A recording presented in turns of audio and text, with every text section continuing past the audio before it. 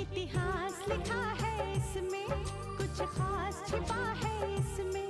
इतिहास लिखा है इसमें, कुछ खास छिपा है इसमें। मर्यादा है, कोई वादा है, विश्वास रखा है इसमें। सात फेरों से मिला ये तो उपहार है, मेरा श्रृंगार है, मेरा श्रृंगार है, मेरा श्रृंगार है, मेरा श्रृंगार है। मंगलसूत्र, मंगलसूत्र, मंगलसूत्र, मंगलसूत्र, मंगलसूत्र, मंगलसूत्र, मंगलसूत्र।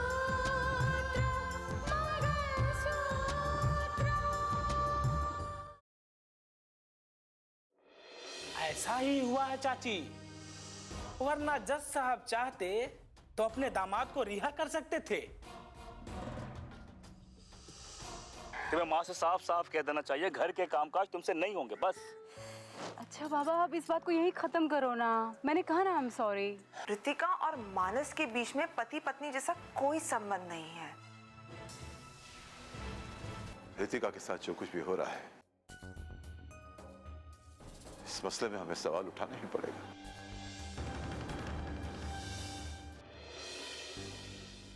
हमें उसके घर वालों से बात करनी होगी, बिल्कुल करनी होगी। हमें पहले अच्छी तरह से ये देखना होगा कि रितिका के साथ उस घर में क्या व्यवहार हो रहा है।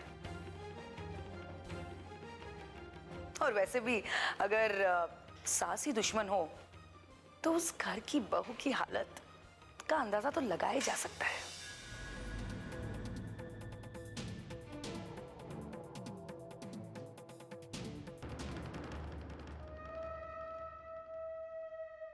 हेलो सुंदरलाल बोल रहा हूँ। कैसी हैं आप? जी, मैं तो अच्छी हूँ। कहिए, आप कैसे हैं? कैसे याद किया? अरे भाई, आपकी याद तो हमेशा ही आती है। खास बात यह है कि जानना था तेवर कैसे हैं उनके। उनके तेवर तो मैं बहुत जल्दी ढीले करने वाली हूँ। ज्यादा दिन की मेहमान नहीं है वो हमारे घर में। हाँ चलिए ठीक है, पहले आप अपना तरीका लगा लीजिए, उसके बाद अगर वो काम ना आए तो सुंदर है ना बंसी बजाने के लिए, फिर मैं अपना तरीका लगा लूंगा। मेरा ये तरीका फेल नहीं होगा सुंदरलाल। होना भी नहीं चाहिए। खैर, खास बात यह है कि मैं आपको कुछ कहना चाहता था। जी बताइए। रितिका फिर से अपने पति राकेश के मामले को लेकर बहुत छटपटा रही है, तिल मिला रही है। वो तो मुझे पता है, इसीलिए मैंने पहले ही शर्त रख दी थी। लेकिन आपकी जानकारी के लिए बता दूं कि आपकी सारी शर्तें फेल हो चुकी है। रितिका इस मामले की तह तक पहुंचना चाहती है और सारी सच्चाई जानने के लिए बेताब हो रही है वो। तो मुझे क्या करना है? हाँ, ये हुई ना समझदारी की बात। हमेशा पूछते रहा कीजिए। देखिए, रितिका आपके घर में है, इसलिए आपसे बेहतर ये कोई नहीं जान पाएगा कि उसकी छानबीन, उसकी तफ्तीश इस मामले में कहां तक पहुंची है। और इसके लिए रास्ता भी बता देता हूं। आपको उसके डॉक्यूमेंट्स, उसकी फाइल्स, उसके ड्रॉर्स, उसके कबर्ड्स, जो भी चीज इस मामले को लेकर है, उसकी तह तक पहुंचना होगा और छानबीन करके मुझे बताना होगा। आपकी बात तो ठीक है सुंदरलाल, और मुझे ये जांच पड़ताल करनी भी चाहिए और मैं करूंगी। उसी से मुझे कुछ क्लू मिल सकता है कि ये बात कहां तक सच है। जानना तो मुझे ये है कि जब ये बात खुले तो मैं ये साबित कर सकूं कि रितिका ने मेरी बात को तोड़ा है। हाँ तो ठीक है, मालूम करना तो फोन पर खड़े रह के थोड़ी होगा। उसके कमरे में जाकर तलाश कीजिए ना, और जब कुछ हासिल हो जाए, जब कुछ हाथ लग जाए तो फौरन मुझे खबर कर दीजिएगा। ओके? जरूर। बाय। Okay, bye.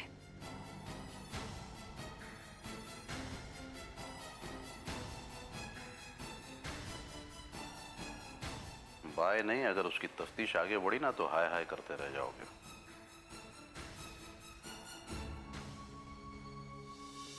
हाँ हाँ मियाँ, वालेकुम सलाम, वालेकुम सलाम।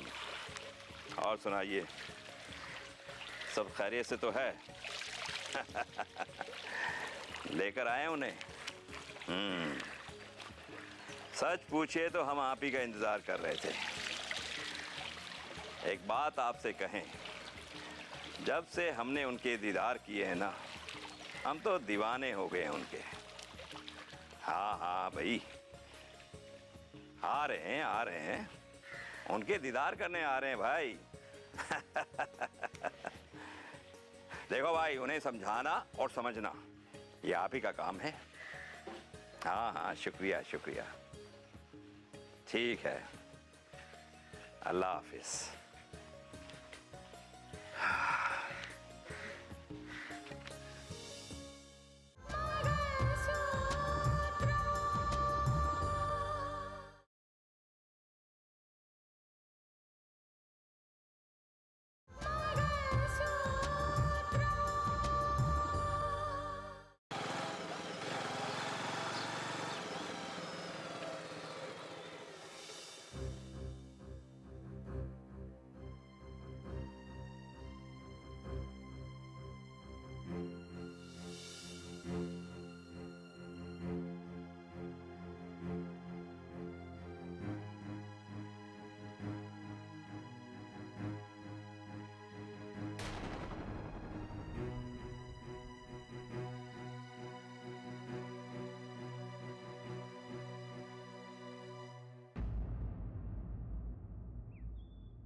क्या हुआ साक्षी? तुमने मुझे फोन करके अर्जेंट मिलने को क्यों कहा? बात ही कुछ ऐसी है रोहित। पहले मुझे लगा कि शायद मुझे तुम्हें नहीं बतानी चाहिए, फिर मैंने सोचा कि अगर मैं नहीं बताऊंगी तो बात कहीं बढ़ ना जाए। ऐसी क्या बात है? पहले वादा करो रोहित कि बात को जानने के बाद तुम मामले को संभालने की कोशिश करोगे। साक्षी, आखिर बात क्या है? मैं रितिका भाभी के बारे में बात करने आई हूँ। क्या दीदी से कोई गलती हुई? इसमें गलती किसकी है मुझे नहीं पता, लेकिन बात कुछ ऐसी है जो रिश्तों के जुड़ने के बाद भी रिश्तों के टूटने की वजह बन सकती है। देखो साक्षी, जो भी कहना है साफ साफ कहो। रोहित, दरअसल बात यह है कि भैया और भाभी पति पत्नी होने के बावजूद भी पति पत्नी बन के नहीं रह रहे। क्या? हाँ रोहित, रितिका भाभी तो इस बात को शायद स्वीकार नहीं करेगी, लेकिन मुझे पता चला इसलिए मैं तुम्हें बता रही हूँ। न जाने दोनों के बीच में किस बात की अनबन है कि भैया ने अभी तक भाभी को स्वीकार ही नहीं किया। नहीं साक्षी, ऐसा नहीं हो सकता। मानस जीजू ने सब कुछ जानने और समझने के बाद ही शादी की थी, और अब वो ऐसा नहीं कर सकते। यही सच है रोहित, और इस मामले में मैं अपने भाई से बात नहीं कर सकती, इसलिए तो मैं तुम्हारे पास आई हूं कि तुम इस बात का कोई सॉल्यूशन निकालो और कुछ ऐसा करो कि दोनों के बीच में अनबन खत्म हो जाए।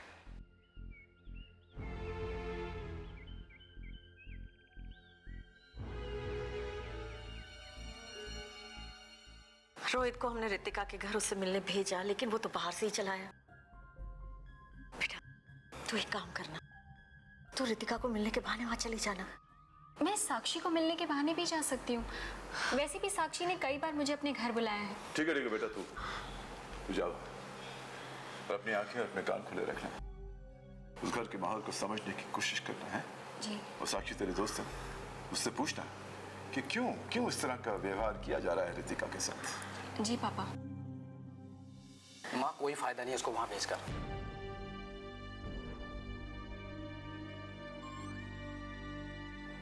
ये क्या कह रहा है तू? बहुत हो चुका पापा, अब हमें मानस के घर वालों से बात कर लेनी चाहिए। अरे लेकिन ऐसा हुआ क्या है? आप लोग यही सोच रहे थे ना कि दीदी की शादी कर देंगे तो उसका घर आबाद हो जाएगा। क्या फायदा हुआ उसके स्वागन बनने का, जब उसका पति उसे पत्नी का प्यार ही नहीं देता।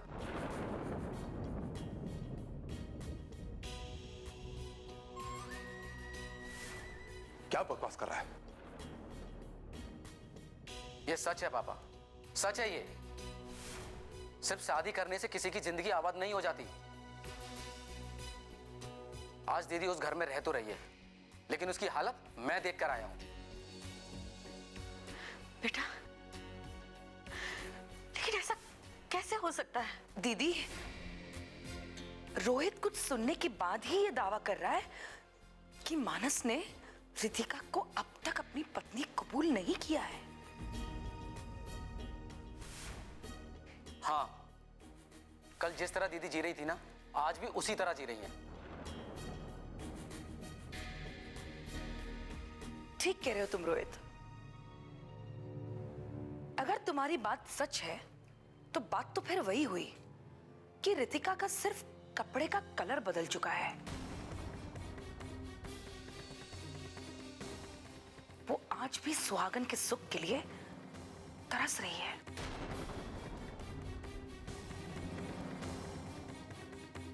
नहीं नहीं नहीं, ये मानस ऐसा नहीं कर सकता।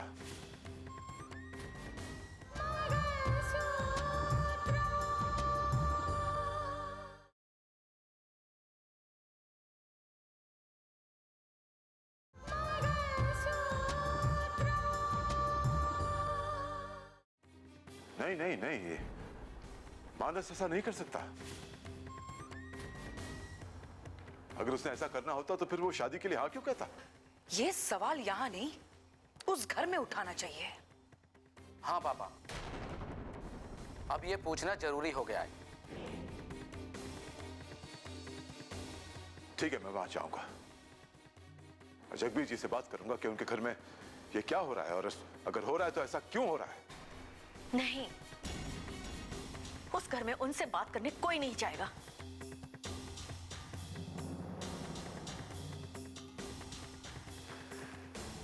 मैं जाऊंगी उस घर में उनसे बात करने। ठीक है, तुम जाओ और पूछना सुजाता जी से, पूछना उनसे कि मेरी बेटी के साथ इस तरह का बर्ताव क्यों कर रहे हैं वो लोग।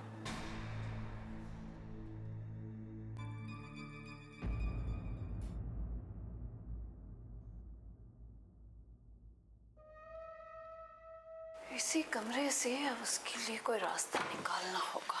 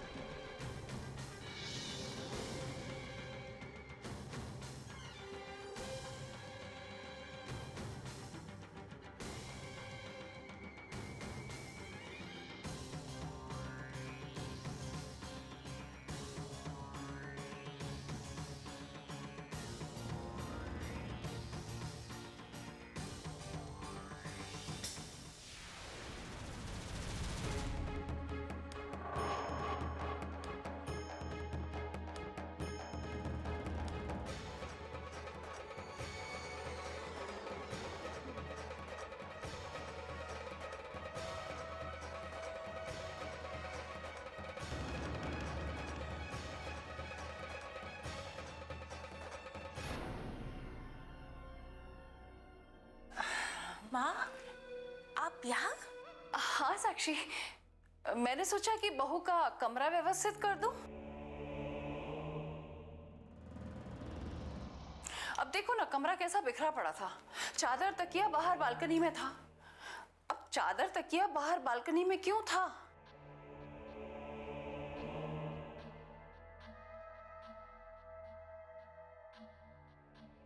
अच्छा, तो आप इस बात को कंफर्म करने आई थी कि क्या सचमुच भैया बालकनी में सोते हैं या नहीं? हाँ, तुम क्या सोचने लगी? कुछ नहीं। हाँ, सचमुच मुझे बहू के कमरे में नहीं आना चाहिए था। शायद मैंने बहू के कमरे में आके गलती की है। नहीं माँ, ऐसी कोई बात नहीं है। तुम इस बात का जिक्र किसी से मत करना कि मैं बहू के कमरे में आई थी। न जाने बहू क्या सोच बैठे। ठीक है माँ।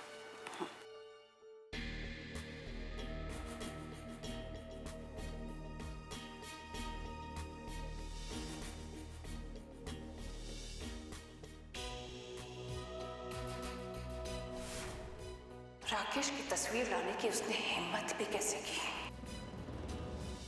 अब देखना मैं कैसे और किस तरह जलील करती हूँ।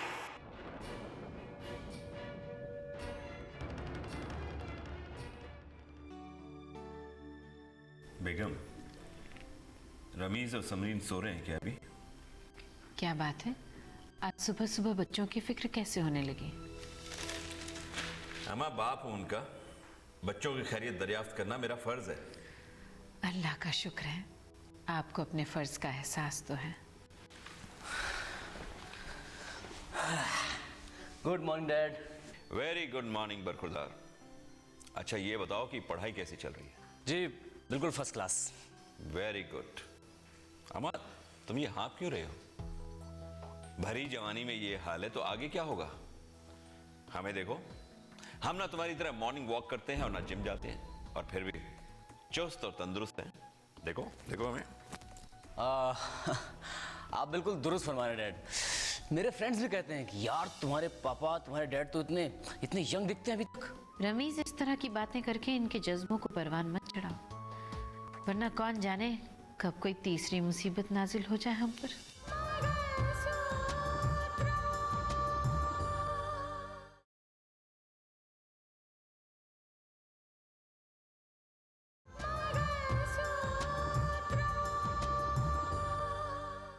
देखा बेटे, तुम्हारी अम्मी को हमारी तंदुरुस्ती से जलन हो रही है। अस्सलाम वालेकुम डैड। वालेकुम सलाम बेटा। हमारी बिटिया सुबह सुबह तैयार होकर कहाँ जा रही है? समरीन नमाज पढ़कर आ रही है। वाह वाह, माशाअल्लाह, बहुत खूब। तुम पर अल्लाह की रहमत हमेशा बनी रहे। आओ बेटा, यहाँ हमारे पास आओ।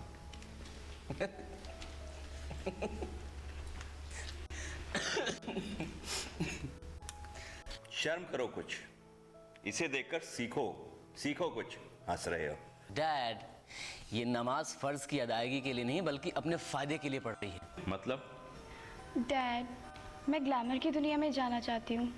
पहले एक ऑडिशन था, उसमें फेल हो गई, लेकिन अब दूसरी की तैयारी कर रही हूँ। और इसके लिए नमाज पढ़कर कामयाबी की दुआएं मांगी जाती हैं। बेटा, तुम्हें इसकी क्या जरूरत है? अल्लाह का दिया हुआ सब कुछ है हमारे पास। अगर तुम्हें पॉकेट मनी कम पड़ती हो तो और ले लिया करो। ठीक है बेटा, अल्लाह तुम्हें तुम्हारे मकसद में कामयाब करे। खुश रहो। बानो, ये कप ले जाओ और जल्दी से नाश्ता लगाओ। नाश्ता हम लोग सब साथ में करेंगे। और शीरिन मेम साहब से कहो नीचे आके नाश्ता हमारे साथ करें। जाओ।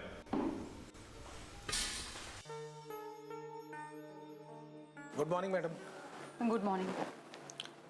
अच्छा देवेंद्र, मैंने वो आपको जमालुद्दीन शेख के बारे में पूरी हिस्ट्री मालूम करने के लिए कही। जी मैडम। आपने कुछ मालूमात हासिल की? जी हाँ मैडम, ये है वो फाइल जमालुद्दीन शेख की। इसमें पूरी जानकारी दी गई है। उसके घर में कौन कौन है, कहाँ कहाँ उसके रिश्तेदार हैं, और अब तक वो क्या क्या करता आया है, पूरी क्रिमिनल रिपोर्ट है इसमें। गुड। और मैडम इसमें उन लोगों के भी नाम है जिनके साथ उसका बड़ा पुराना दोस्ताना रहा है, ताल्लुकात रहे हैं। मैडम वो फाइल आप ले गई थी कल जजमेंट के लिए? वो घर पे ही है। हाँ मैडम, उस फाइल में अगर आप गौर से देखेंगी तो इस केस के मुताबिक जो भी लोग हैं उनमें से कुछ लोग ऐसे हैं जिनका बड़ा पुराना ताल्लुक जमालुद्दीन शेख के साथ है। ये क्या? क्या मैडम? देवेंद्र, आपने ये नाम पढ़ा है? कौन सा? सुंदरलाल। लेकिन ये कैसे हो सकता है? सुंदरलाल तो राकेश के मामा जी है। वो राकेश के घर में सब लोगों के साथ रहते हैं। ये कैसे हो सकता है? सुंदरलाल की जमालुद्दीन शेख के साथ दोस्ती? जमालुद्दीन शेख तो राकेश के केस में अहम गवाह था ना? Yes madam. तो इन दोनों की दोस्ती कैसे हो सकती है? जी मैडम, यही मुझे समझ नहीं आ रहा, सुंदरलाल और जमालुद्दीन शेख की दोस्ती कैसे हो सकती है मैडम? मुझे भी समझ नहीं आ रही है बात।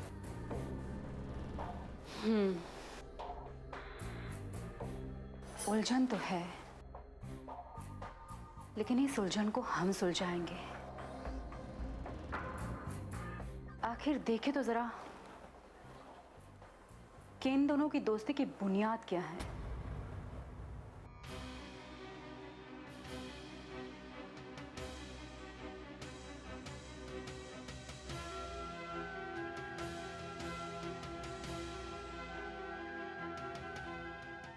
रितिका को रोकने की इतनी कोशिश के बावजूद उसके कदम लगातार आगे बढ़ रहे हैं। गुलशन तो जो भी करेंगे बड़े आराम से करेंगे, लेकिन लेकिन लेकिन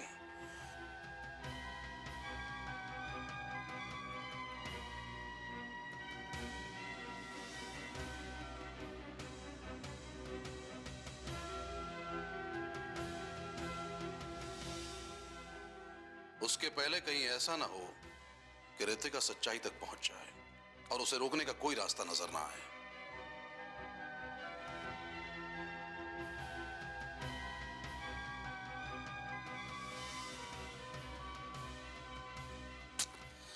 आज वो जमालुद्दीन शेख का नाम भी जान चुकी है और उसके जरिए मेरा नाम भी उसके सामने उजागर हो जाए।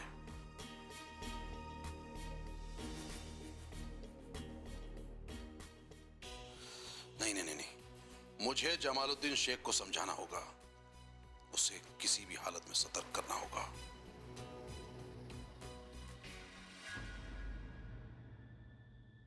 कच्चे धागे से बंधा इसमें संसार है, पिया का प्यार है ये जीने का सार है, पिया का प्यार है ये जीने का सार है।